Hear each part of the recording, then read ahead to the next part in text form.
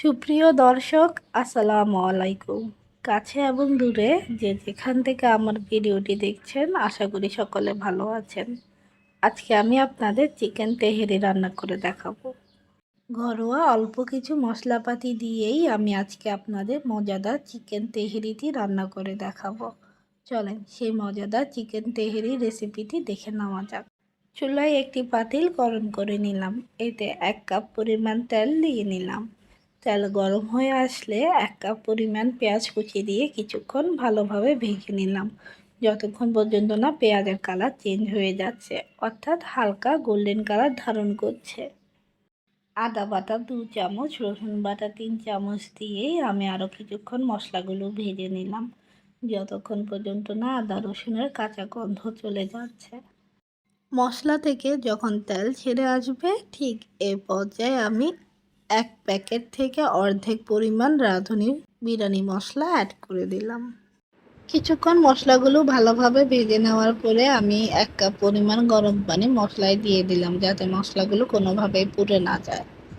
পরিমাণ মতো লবণ দিয়ে কিছুক্ষণ নেড়ে একটি ঢাকনার সাহায্যে 10 মিনিটের জন্য মশলাগুলো ঢেকে দিলাম। যখন মশলা থেকে সম্পূর্ণ তেল আলাদা হয়ে আসবে, ঠিক এ পর্যায়ে আমি আগে থেকে পরিষ্কার করে কেটে রাখা মুরগির মাংস দিয়ে দিলাম।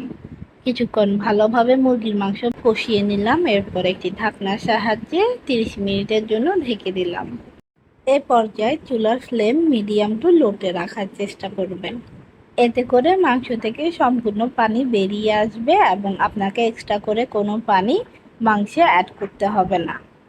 মাংস থেকে যে পরিমাণ পানি বের হয়ে আসবে, এই পরিমাণ পানিতেই মাংস সম্পূর্ণভাবে সিদ্ধ হয়ে আসবে। যখন মাংস 50% রান্না করা হয়ে যাবে, এই সময় আমি আগে থেকে পরিষ্কার করে কেটে রাখা আলুগুলো দিয়ে দিলাম। আলু যখন 80% রান্না করা হয়ে যাবে, ঠিক সে পর্যায়ে আমি চুলার ফ্লেম বন্ধ করে দিলাম। পাশের চুলায় আমি আরও একটি পাতিল নিয়ে নিলাম। এতে 1/2 কাপ পরিমাণ তেল গরম করে নিলাম।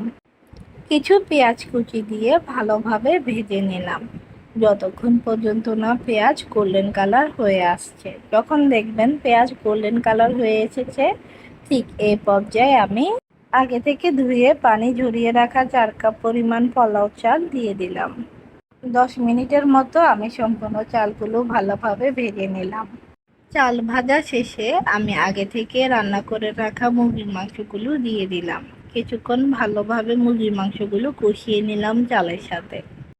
আগে থেকে সিদ্ধ করে রাখা ছোলার ডাল আমি দিয়ে দিলাম। কেউ চাইলে মুরগির মাংস রান্না করার সময়ও ছোলার ডাল দিতে পারেন, যদি আগে থেকে সিদ্ধ করা না থাকে। চাল সিদ্ধ হয়ে আসার জন্য আমি 8 কাপ পরিমাণ নর্মাল পানি দিয়ে দিলাম। কেউ চাইলে গরম পানিও দিতে পারেন। যারা নতুন রাঁধুনি তাদের জন্য একটি টিপস দিয়ে গেলাম।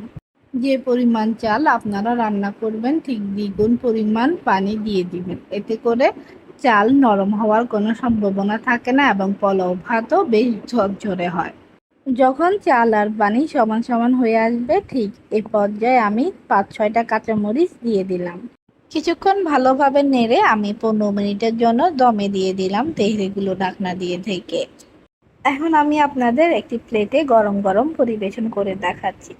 আশা করছি আপনারা দেখেই বুঝতে পারছেন তেহরি কতটা ঝরঝরে হয়েছে এবং কতটা পারফেক্টভাবে রান্না করা হয়েছে। আজ এখানেই বিদায় নিচ্ছি। শীঘ্রই ফিরবো নতুন কোনো রেসিপি নিয়ে। আল্লাহ হাফেজ।